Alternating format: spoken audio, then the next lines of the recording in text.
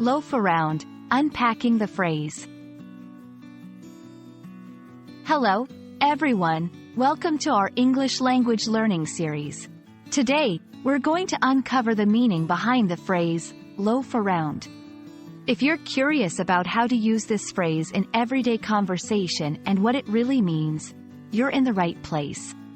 So, let's get started and unravel the mystery of this interesting phrase. When we say someone is loafing around, we're referring to them spending their time idly or being lazy.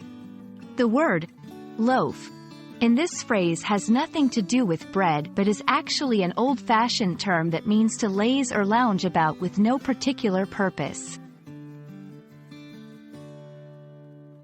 The term loaf around has its roots in the word loafer, which emerged in the 19th century to describe someone who was idle and did not work hard.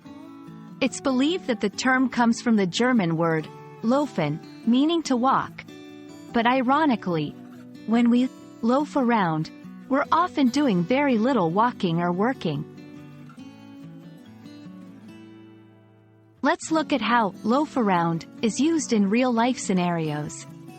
After a long week, I just want to loaf around at home and watch movies. My brother is always loafing around the house.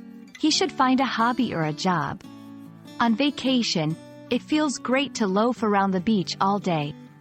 In these examples, loaf around is synonymous with relaxing or taking it easy in a context where someone is not being productive on purpose. Remember, using loaf around can have a negative connotation if it's used to imply someone is being lazy when they should be working. However, it can also simply mean to relax in a well-deserved break. Context is key when deciding how this phrase will be received. That's all for today's lesson on loaf around. I hope this video has given you a better understanding of the phrase and how to use it in context. Whether you're taking a break or just enjoying some lazy time, now you can express it like a native speaker. Don't forget to practice using loaf around in your own sentences.